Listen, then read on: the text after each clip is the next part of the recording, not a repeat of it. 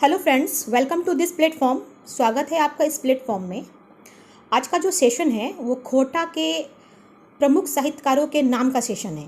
ठीक है, तो जेटेट एग्ज़ाम में साहित्यकार से क्वेश्चंस पूछे जाते हैं। तो आज मैं जो साहित्यकार के नाम बताऊंगी उसमें से प्रमुख जो हैं उन्हीं का नाम मैं बताऊंगी आपको, और उसके बारे में, उसके जीवन परिचय के बारे में बताऊंगी। उससे ऑब्जेक्टिव क्वेश्चन जो बनेगा वो बताऊंगी मैं आप लोगों को। तो ये झारखंड फील्ड वर्कर के लिए भी ज़रूरी है, झारखंड लेखपाल के लिए भी ज़रूरी है, और जेटेट के लिए एग्ज़ाम के लिए ज़रूरी तो है ही। तो ये न्यू सिलेबस के आधार पर मैं आप लोगों को बताऊंगी। ठीक है, तो जिसमें से आप देख रहे हैं टोटल 7 नाम हैं, जिसमें से पहला है भुवनेश्वर दत्त शर्मा व्याकुल, दूसरा है श्रीनिवास पानुरी, तीसरा है ए.के. झा, चौथा है विश्वनाथ द सोंधीराज, पांचवा है विश्वनाथ नागर, छठा है शिवनाथ प्रमाणिक, सातवां है श्याम सुंदर महतो, मतलब कि श्याम। तो ये जो अब मैं बताऊंगी आप लोगों को, तो ये 7 जो साहित्यकार हैं वो प्रमुख हैं। ठीक है, तो सबसे पहला जो साहित्यकार का नाम है वो भुवनेश्वर दत्त शर्मा व्याकुल। तो आज मैं इनके जीवन परिचय के बारे में बताऊंगी। इससे रिलेटेड जो भी ऑब्जेक्टिव बनेगा क्वेश्चन, उसको आज हम लोग पढ़ेंगे। ठीक है, तो चलिए स्टार्ट करते हैं भुवनेश्वर दत्त शर्मा का परिचय। भुवनेश्वर दत्त शर्मा व्याकुल, आज हम लोग इसके बारे में पढ़ेंगे। ठीक है, इनका जीवन परिचय। इनका जन्म बछर यानी जन्म कब हुआ था? 17 मार्च 1908 ईस्वी को।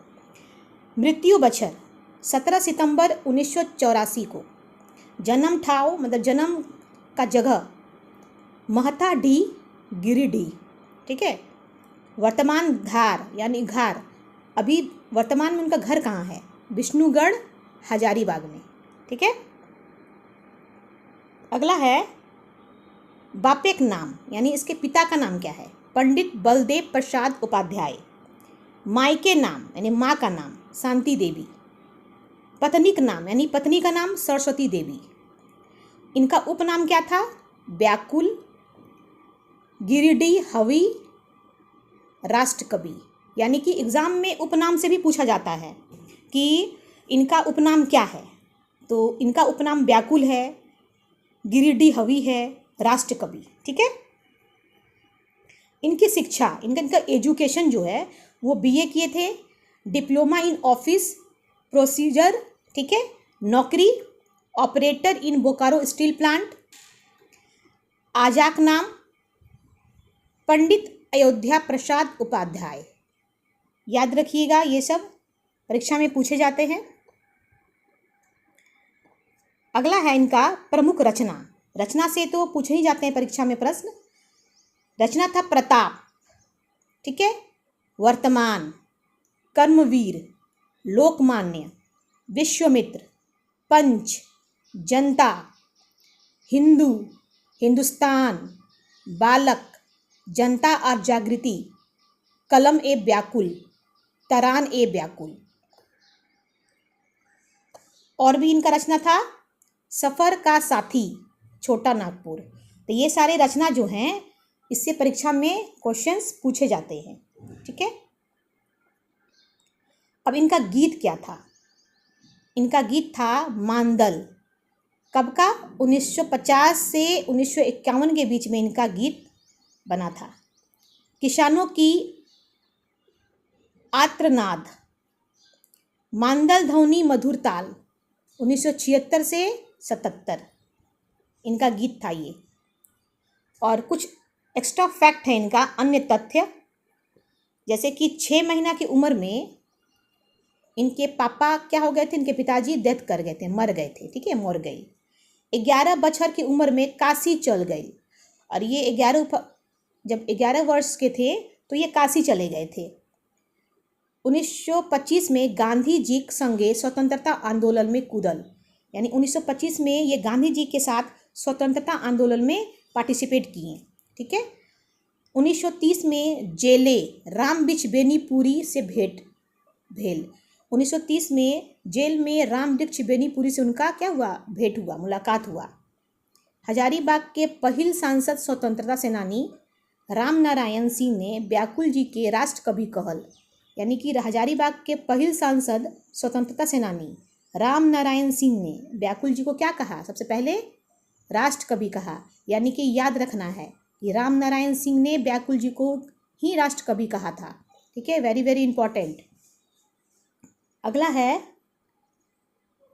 रामगढ़े 1940 में कांग्रेस के अधिवेशन के सफल बनावे में व्याकुल जी का अहम योगदान रहे, यानी कि 1940 में कांग्रेस का जो अधिवेशन हुआ था रामगढ़ में, तो उसको सफल बनाने के लिए व्याकुल जी का क्या था? अहम योगदान था।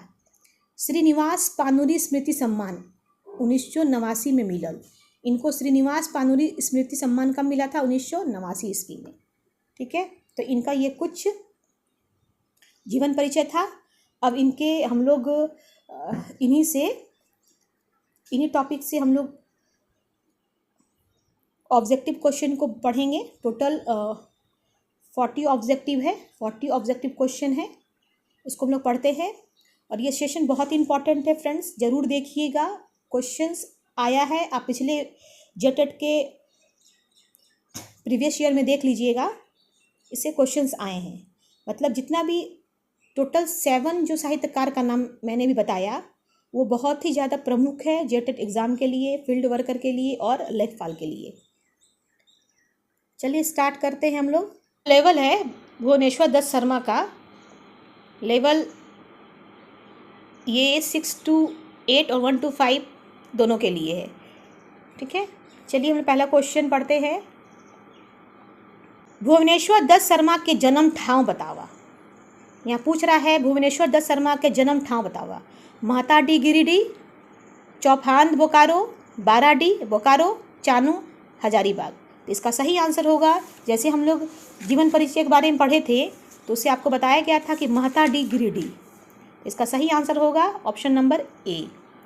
अगला क्वेश्चन है भुवनेश्वर दत्त शर्मा के जन्म तारीख बतावा, यानी इनका जन्म तारीख बताना है। तो इनका जन्म का तारीख कब है? तो इसका जन्म का तारीख है 17 मार्च 1908। ठीक है, अगला प्रश्न है भुवनेश्वर दत्त शर्मा के उपनाम बतावा। इनका 3 उपनाम था, जिसमें से यहाँ पे दिया हुआ है व्याकुल, झारपात, चित्रा, साधु।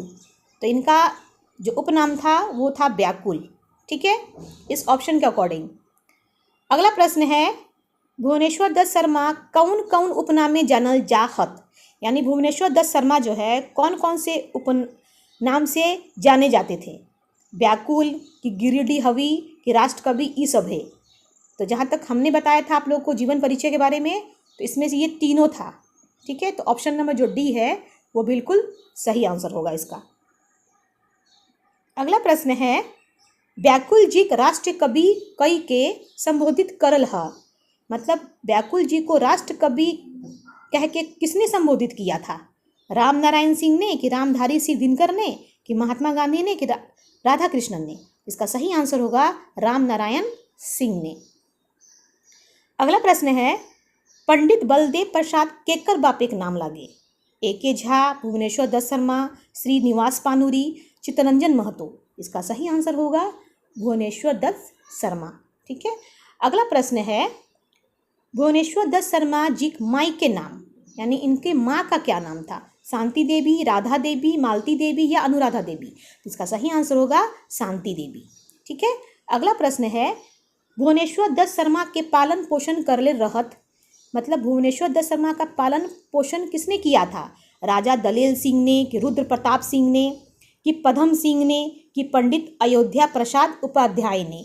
इनका पूछ रहा है कि पालन पोषण किसने किया था? इनका पालन पोषण जो किया था वो थे पंडित अयोध्या प्रसाद उपाध्याय ने। ठीक है, अगला प्रश्न है स्वतंत्रता की लड़ाई में कौन विद्वान शामिल मिल रहत? यानी कि स्वतंत्रता की लड़ाई में कौन से विद्वान शामिल हुए थे? विनोद कुमार कि बी.एन. ओहदार कि भुवनेश्वर दत्त शर्मा कि ए.के. झा? इसका सही आंसर है भुवनेश्वर दत्त शर्मा। अगला प्रश्न है भुवनेश्वर दत्त शर्मा जी की मृत्यु बछर लागे। मतलब भुवनेश्वर दत्त शर्मा जी का मृत्यु किस बछर हुआ, किस वर्ष हुआ? ठीक है, तो 17 सितंबर 1984 को हुआ कि 17 सितंबर 1986 को कि अक्टूबर 1989 को कि 10 मार्च 1990 को? इसका सही आंसर होगा 17 सितंबर 1984। ठीक है, 1984 को इसका क्या हुआ, मृत्यु हुआ। अगला प्रश्न है, भुवनेश्वर दत्त शर्मा जी की जीवनी कौन खोरठा साहित्यकार लिखले हत? मतलब भुवनेश्वर दत्त शर्मा जी का जो जीवनी था कौन खोरठा साहित्यकार लिखे थे?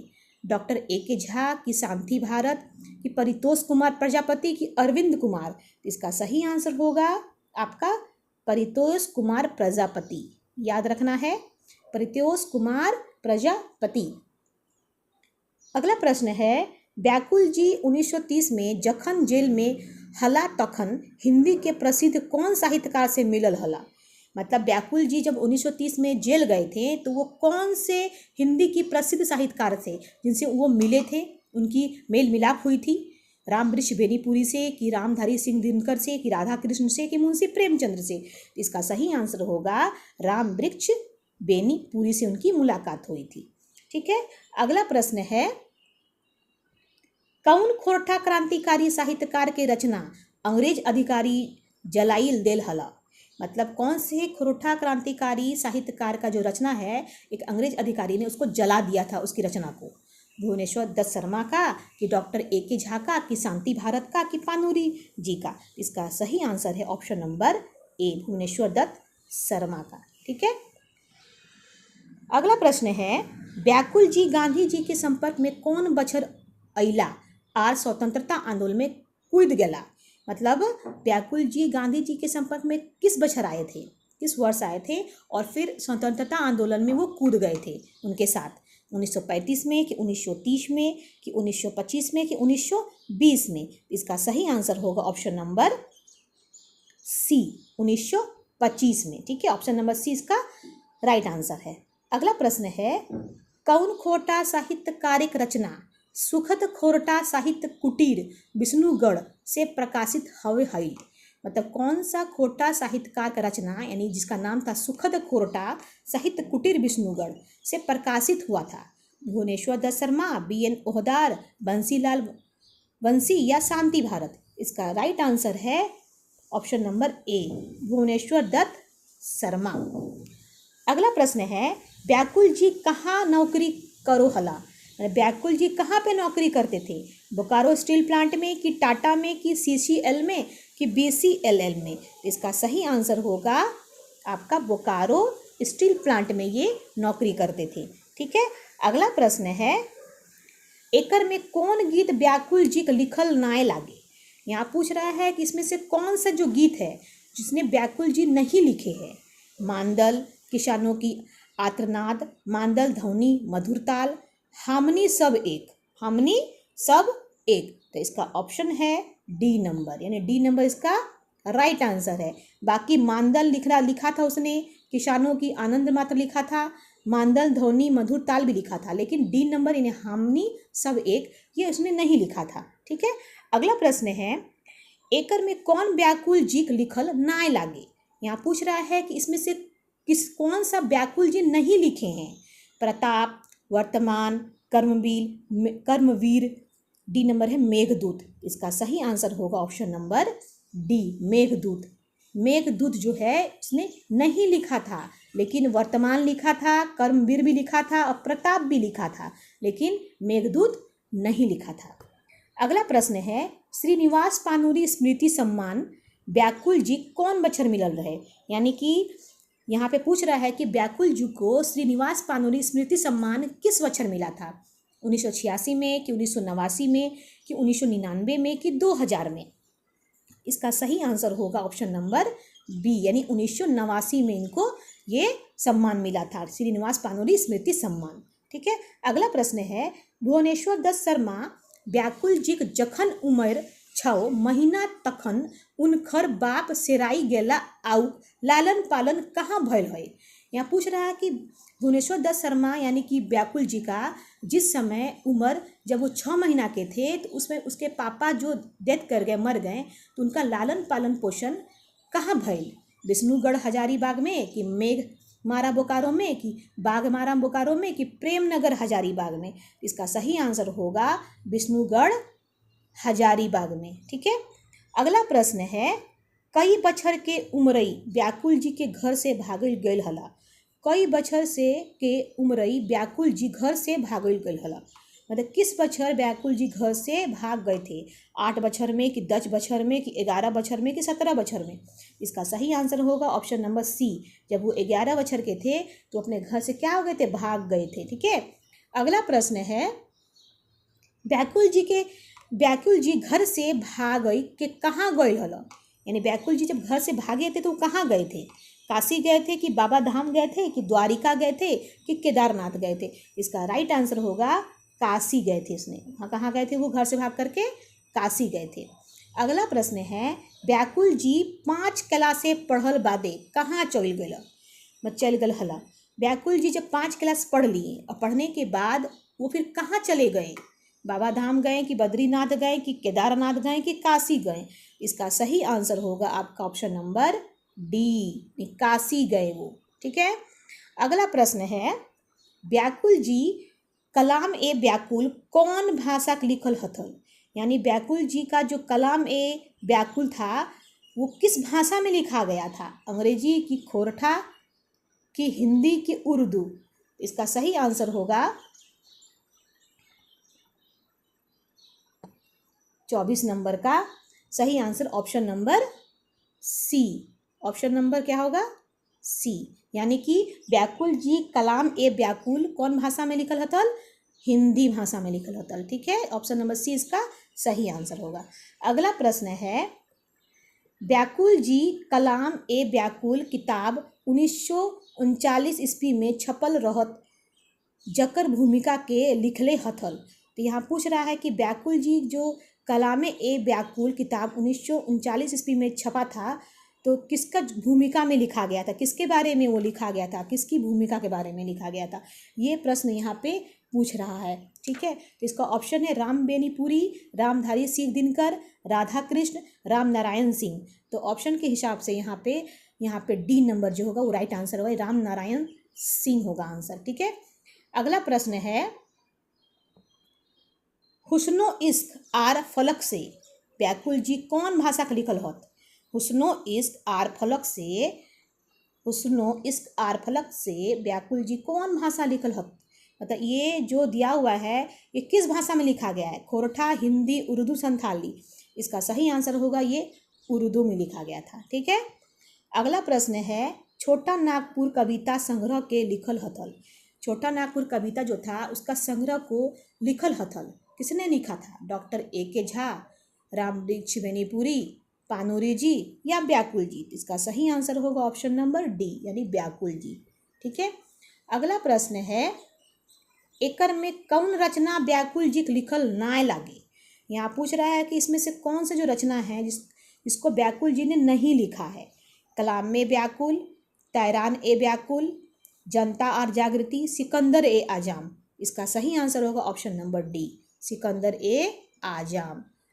सिकंदर ए आजम ये व्याकुल जी ने नहीं लिखा है। ठीक है, अगला प्रश्न है व्याकुल जी के रचल कलाम ए व्याकुल के अंग्रेज अधिकारी कौन बछर जलाइल गल हल? यानी व्याकुल जी जो रचना लिखे थे कलाम ए व्याकुल, तो अंग्रेज अधिकारी किस बछर में उसको जला दिए थे उनकी रचना को? 1939 को कि 1940 को कि 1943 को कि 1946 को? तो इसका सही आंसर जो होगा ऑप्शन नंबर सी, 1943 को। ठीक है, अगला प्रश्न है माखनलाल चतुर्वेदी जी व्याकुल जी कौन भाषा के लिखल कविता के तारीफ कर रहा? यानी माखनलाल चतुर्वेदी जो थे वो व्याकुल जी के किस भाषा में लिखल कविता को बहुत ज़्यादा तारीफ कर रहे थे, उसकी प्रशंसा कर रहे थे? संथाली भाषा, हिंदी भाषा या उर्दू भाषा या अंग्रेजी भाषा? इसका सही आंसर होगा उर्दू भाषा। ठीक है, अगला प्रश्न है भुवनेश्वर दत्त शर्मा की राष्ट्रीय कविताएं सुनकर मुझे बहुत प्रसन्नता हुई। इस कवि में राष्ट्र भावना कूट कूट के भरी हुई है, इस बात के कहिल है। मतलब कि यहाँ पे जो पूछ रहा है कि भुवनेश्वर दत्त शर्मा की राष्ट्रीय कविताएं सुनकर मुझे बहुत ही ज़्यादा प्रशंसा हुई और इस कवि में राष्ट्रीय भावना कूट कूट कर भरी हुई है। तो इस बात के किसने कहा था? के कहल है? रामधारी सिंह दिनकर कि रामवृक्ष बेनीपुरी कि माखनलाल चतुर्वेदी कि बलदेव उपाध्याय? इसका सही आंसर होगा आपका option number C Makhanlal Chaturvedi. अगला प्रश्न है व्याकुल जी के लिखल कौन क्रांतिकारी किताब जकर दाम 75 पैसा हईल जकर अंग्रेजी हुकूमत जब्त करैल लेल हला। यहाँ पूछ रहा है कि व्याकुल जी का जो लिखा हुआ क्रांतिकारी किताब जिसका किताब का दाम था 75 पैसा हईल, तो जकर अंग्रेजी हुकूमत जब्त कर जिसका अंग्रेजी हुकूमत के क्या किया, उसको जब्त कर लिया उस किताब का। ठीक है, तो इसका सही ऑप्शन होगा किसानों की आनंदनाथ, छोटा नागपुर, कलाम ए व्याकुल, हिंदू। इसका सही आंसर होगा कलाम ए व्याकुल। अगला प्रश्न है हमर बाबू हमार सोना हमार सुगा पढ़े गेल सुनगे अकली सुनगे खगिया ऊंचा करेजा आइज भेल। ईटा केकर लिखल पंक्ति लागे। मतलब यहाँ जो पूछ रहा है हमार बाबू हमार सोना हमार सुगा पढ़े गेल सुगगे अकली सुनगे खगिया ऊंचा करेजा आइज भेल। ये जो लिखा हुआ पंक्ति है वो किसका लिखा हुआ है? A.K. झा का, कि भुवनेश्वर दत्त शर्मा का, कि चित्तरंजन महतो का, कि विनोद कुमार का। इसका सही आंसर जो होगा वो होगा option number B, Bhubaneswar Dutt Sharma ji का लिखा हुआ ये पंक्ति है। अगला प्रश्न है नौजवा या तो गुलामी को मिटाकर दम ले वरना अच्छा है कि बस सर को कटाकर दम ले। ई कथन कौन रचनाएं आइल हईल। मतलब पूछ रहा है कि नौजवान को या तो गुलामी को मिटाकर दम ले वरना अच्छा है कि बस सर कटाकर ही दम ले। ये कथन कौन से रचना में आया हुआ है? कलाम ए व्याकुल में, कि तरान ए व्याकुल में, कि सफ़र का साथी, या पंच। इसका सही आंसर होगा कलाम ए व्याकुल। ठीक है, अगला प्रश्न है व्याकुल जी कौन विधवा कांग्रेसी कार्यकर्ता से बिहा करल हल। मतलब व्याकुल जी जो थे किस विधवा कांग्रेसी कार्यकर्ता से शादी कर लिए थे, बिहा कर लिए थे? सरस्वती सुशीला देवी, प्रेमलता देवी, महेश्वरी देवी, या राधा देवी। इसका सही आंसर होगा आपका सरस्वती सुशीला देवी। ठीक है, यानी व्याकुल जी की पत्नी का पूरा नाम क्या था? सरस्वती सुशीला देवी।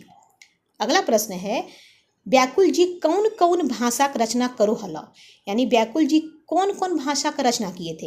हिंदी, खोरठा, उर्दू, संथाली, कि हिंदी, खोरठा, मराठी की संथाली, कि हिंदी, मराठी, खोरठा के उर्दू, या हिंदी, संथाली, खोरठा, या उड़िया। इसका सही आंसर जो होगा आपका व्याकुल जी का 36 नंबर वो ऑप्शन नंबर ए होगा। क्या होगा? ऑप्शन नंबर ए। यानी उसने भाषा जो रचना किया था वो हिंदी भाषा का, खोरठा भाषा का, उर्दू का और संथाली का किया था। ये याद रखिएगा। ठीक है, अगला प्रश्न है एकर में कौन रचना व्याकुल जी के लिखल ना लागे? लोकमान्य, विश्वामित्र, पंच, या मेघदूत। इसमें से कौन व्याकुल जी का लिखा हुआ रचना नहीं है? तो इसका ऑप्शन नंबर जो होगा डी राइट आंसर, मेघदूत इसने नहीं लिखा था। ठीक है, अगला प्रश्न है एकर में कौन रचना व्याकुल जी के ना लागे? जनता, सफर का साथी, हिंदू, कुश्मी। इसका राइट आंसर होगा कुश्मी। कुश्मी जो थे, कुश्मी जो रचना था उसने नहीं लिखा था व्याकुल जी ने। अगला प्रश्न है एकर में कौन रचना व्याकुल जी के ना लागे? बालक, जनता और जागृति, सुलक साय, वर्तमान। इसका राइट आंसर होगा सुलक साय, इसने नहीं लिखा था व्याकुल जी ने। अगला लास्ट प्रश्न है एकर में कौन रचना व्याकुल जी के ना लगे?